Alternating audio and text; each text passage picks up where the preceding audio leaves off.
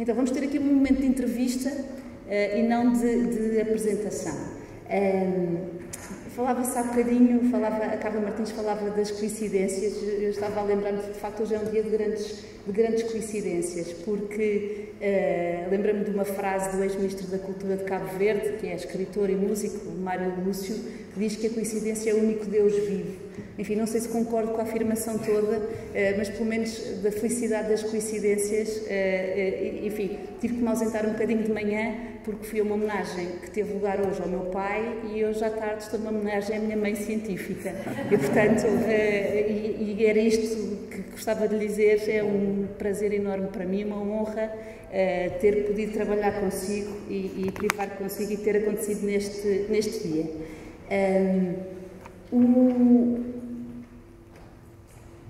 Nós escolhemos estes três eixos, poder, representação e epistemologias, que deram mote ao Congresso e que deram mote a este livro. Depois verão, quando folhearem o livro, que ele não está dividido nestes três eixos. Porque o que é que aconteceu? As pessoas, ao responderem-nos, responderam-nos um bocadinho à maneira daquilo que é também a relação consigo. E, portanto, temos três tipos de diálogos, temos o livro dividido em três partes: diálogos teóricos, diálogos empíricos e diálogos testemunhais, que também são um bocadinho uma marca da atitude eclética, científica, que a doutora Isabel sempre empresta àquilo em que toca.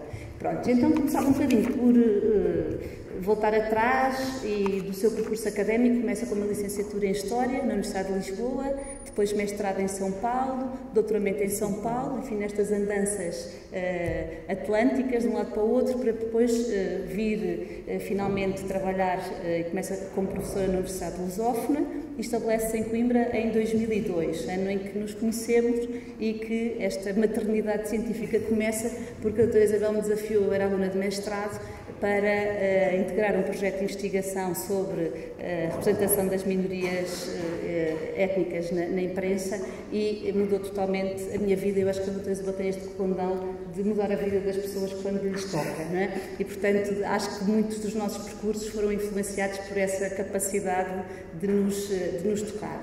E, portanto, a representação começava por aí. Acha que nós acertámos ao escolher estes três eixos, poder, representação e epistemologias? Porque acho que no seu caso podíamos ter escolhido vários outros. Acertámos? Boa tarde. Agradeço muito a presença de todos. Agradeço muito especialmente à organização, ao carinho da organização e de todos que estão aqui, a minha família e os meus colegas, ex-alunos, amigos, enfim, todos que têm uma razão para estar aqui e que eu, por vezes, nem compreendo, digo francamente. Agradeço também à imprensa da Universidade, o facto de permitiu realmente fazer um livro belíssimo. Tenho pena que ainda não o vi, nem tive tempo de folhear assim com alguma propriedade e perceber os contributos e, com certeza, apreciarei muito e isso me criará grandes emoções, como só o índice já criou. Também queria, à pergunta da Clara, eu quero dizer que a Clara foi realmente a minha primeira filha aqui, a primogênita, sendo que eu tinha uma filha que ainda considero enfim, a primeira na Católica, que é a doutora Rita Figueiras. Portanto, eu penso que não abandonei as filhas, elas estão sempre no meu pensamento e também criam grandes orgulhos para mim. Qualquer uma, e é Clara, de um certo sentido, no seu percurso na universidade, e a Rita, como grande investigadora que é, e penso que é um orgulho chegar ao fim da trajetória e poder dizer: olha, aqui estão duas pessoas que, de certa forma, contribuem para a sua formação e para a sua realização, não é? E agradeço muitíssimo ter-me associado a a homenagem ao seu pai, que eu também conheci e de quem tenho uma enorme admiração pelo trabalho dele e o percurso que ele realizou como médico aqui na Universidade. E dizendo isto, eu concordo, né, com o tema, porque qualquer uma dessas palavras-chave, né, poder, não é? Principalmente, começando pelo poder, reúne uma série de interrogações e curiosidades, e gostaria de fazer aqui um parêntese, dizendo que sempre fui movida pela curiosidade, ou seja, eu olho os objetos e a sociedade com curiosidade. Isto não quer dizer que não tenha uma formação anterior, não tenha um enquadramento teórico, enfim, as minhas opções teóricas de olhar, mas a curiosidade é algo que me move sempre relativamente aos objetos. E talvez por isso seja a diversidade de projetos que coordenei estejam associados a essa multiplicidade de curiosidades que fui alimentando ao longo da vida. Primeiro com as migrações, ou seja, como os média em Portugal nos anos 90, numa altura em que o panorama mediático em Portugal estava em franca mudança, como aqui se falou, como construiu a imagem da imigração, numa altura em que Portugal foi, outra vez agora, mas na altura, foi procurado por tantos imigrantes e já era um hábito, enfim, já era um local onde tinha estabelecido muitos imigrantes de ascendência africana após a descolonização. Portanto, isso, o poder dos média e, simultaneamente, o poder político e das políticas públicas ao construírem a imagem ou consentirem a construção de uma determinada imagem dos imigrantes. Portanto, essa é uma das questões de poder que me importou na altura. E eu tenho um grande defeito que considero, a partir de uma certa altura, que o objeto já resolvi a minha curiosidade. E quando eu resolvo um pouco a minha curiosidade, eu salto. E isso faz com que muitos colegas, inclusive no mundo universitário, em que se fica 20 anos no objeto, 30 anos num objeto, isso cai mal, não é? Saltar de objeto em objeto, mesmo que, eu digo com toda a sinceridade, a minha trave mestra é a análise dos média, não é? A análise. Portanto, a análise é a minha trave, mas os objetos mudam.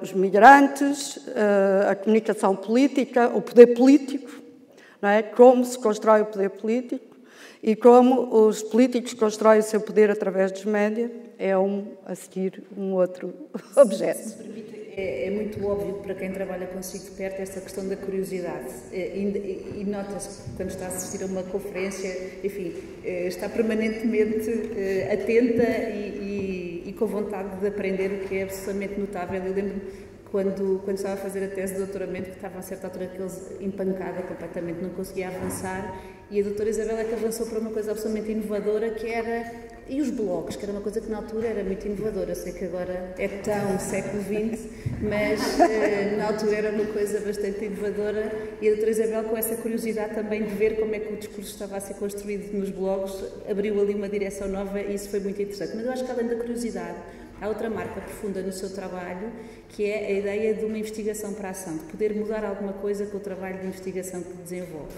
E uma pergunta, se calhar difícil, mas que é uma pergunta de balanço, é se sente que, olhando para o trabalho todo que fez, e que sei que continuará a fazer, porque disse que era o fim da carreira, não tenho essa ilusão, porque não vai ser, se sente que o seu trabalho de investigação nesta área contribuiu para alterar alguma coisa daquilo que achava que devia ser alterado?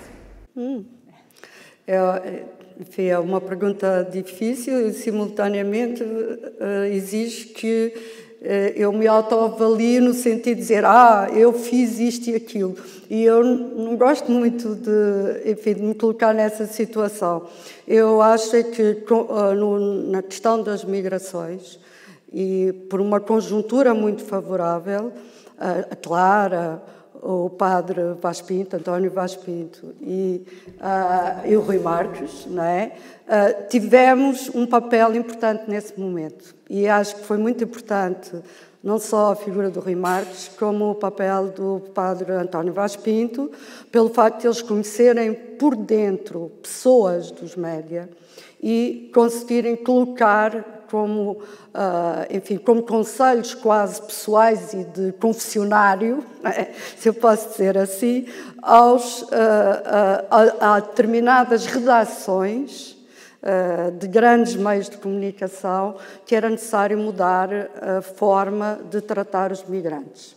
E acho que isso realmente alterou. Isto não quer dizer que as gerações vão passando, não é? Passaram, na verdade, quase 15 anos, não é? 10 a 15 anos, sobre estes primeiros impactos e talvez, eu falei isso com o Dr. Rui Marques outra vez, eu disse, talvez seja necessário fazer alguma coisa outra vez. Disse há pouco que a análise dos média era a trave mestra, orientadora, e isso é muito coerente, portanto, apesar da diversidade dos objetos, de facto há essa coerência no seu percurso, mas isso, se calhar, além das críticas dos pares que estava a falar há bocadinho, ainda gera outro mal-estar, que é um mal-estar muito interessante, que é, eu creio que os jornalistas não gostam nada de se ver ao espelho, e o trabalho que a doutora Isabel fez com as equipas que coordenou, obriga os jornalistas a verem-se ao espelho. Alguma vez sentiu esse antagonismo, que os jornalistas de alguma maneira desfizessem aquilo que o trabalho que coordenou lhes mostrava? Senti, muitas vezes. Senti em todos os projetos, para falar a verdade. Senti nos projetos de migração, inicialmente, enfim, quem é esta? Enfim, apareci na praça pública, não é? Em 2000, quem era eu, de onde vinha, uma brasileira, portuguesa brasileira, quem é esta? Num aspecto nesse sentido. Portanto, isto foi, senti logo nas migrações, mas como a equipa que eu integrava, não rodeava, mas integrava, era forte e poderosa, isso foi bastante atenuado. Senti-nos na comunicação política, inclusive com respostas que eu li como quase públicas em determinados meios de comunicação, inclusive muito em respostas públicas relativamente ao projeto da corrupção política, muito.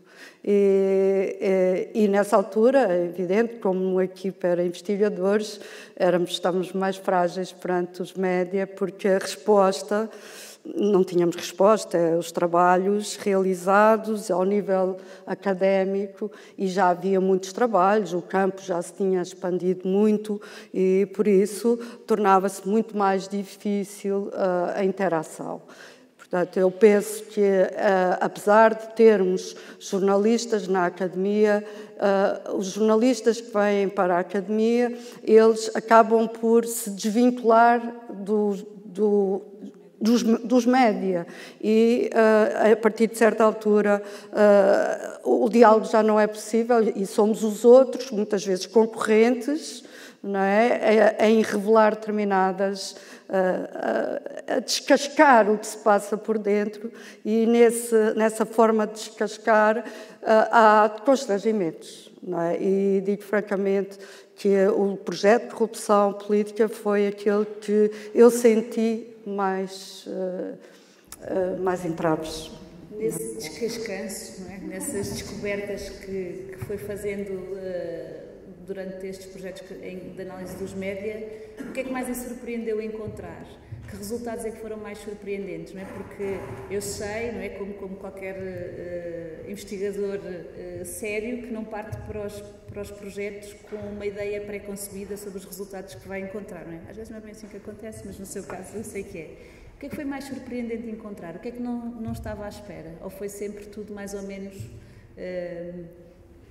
Nos projetos sobre as migrações, que começámos até no final dos anos 90 ainda, na Católica, com uma equipa italiana, e que até hoje eu penso que eles tinham bastante razão em colocar-nos algumas questões que eu, na altura, como coordenadora do projeto, até nem aceitei. O que mais mais me surpreendeu foram as rotinas instaladas e uma certa preguiça dos meios de comunicação.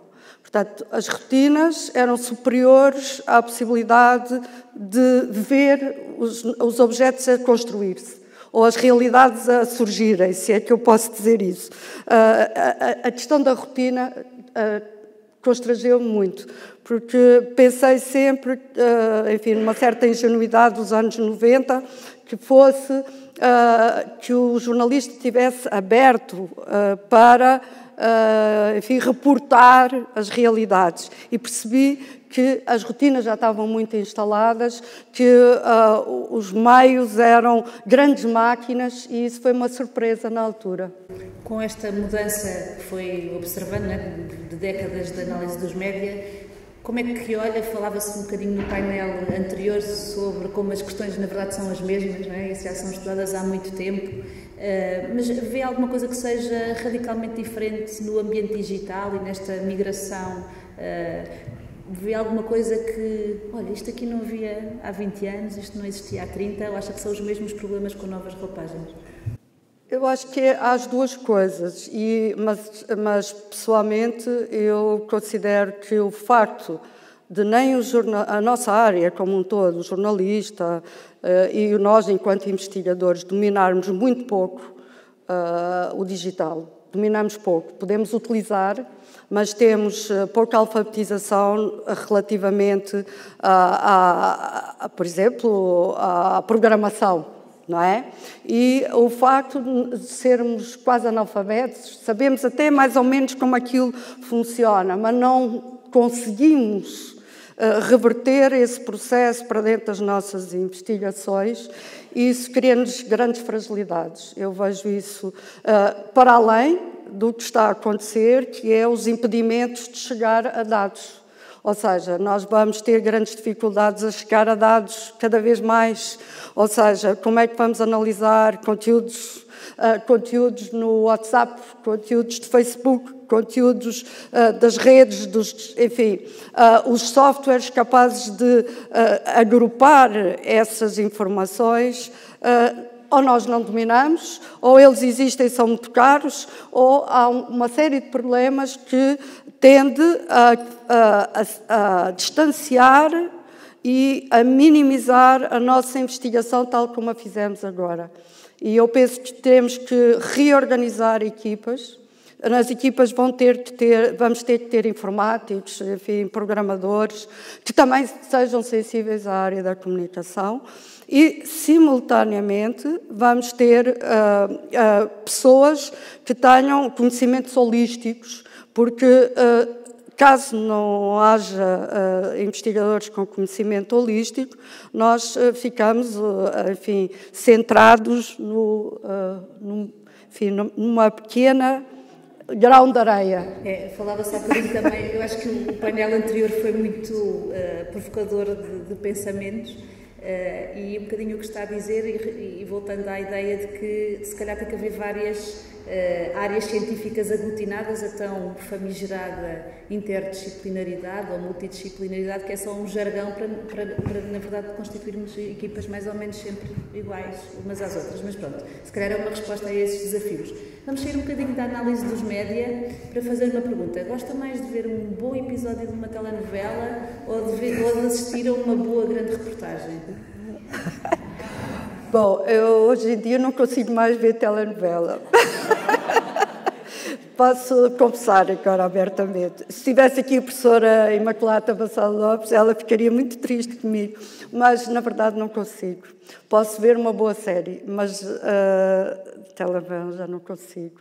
Porquê? Quero que eu explique. Porque eu acho que as telenovelas representam um ritmo do século XX e nós já não temos aquele tempo. E por isso elas tenderão a estar circunscritas a audiências com determinadas idades, perfis socioculturais, enquanto nós estamos num outro ritmo, intelectual, cognitivo, etc.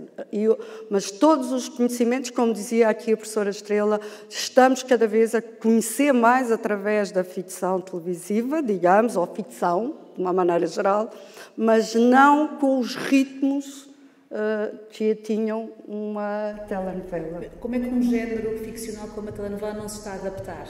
Eu sei, enfim, eu não sou grande seguidora, mas falaram, por exemplo, da Avenida Brasil, não conheço bem, mas que tinha já uma certa linguagem visual e um ritmo narrativo mais compaginável, mas com a nossa contemporaneidade. Mas, de acordo com o que está a dizer-nos, isso não acontece com todas as telenovelas. A Avenida Brasil foi o exemplo do esforço da Globo para se adaptar a um novo ritmo, sem dúvida nenhuma.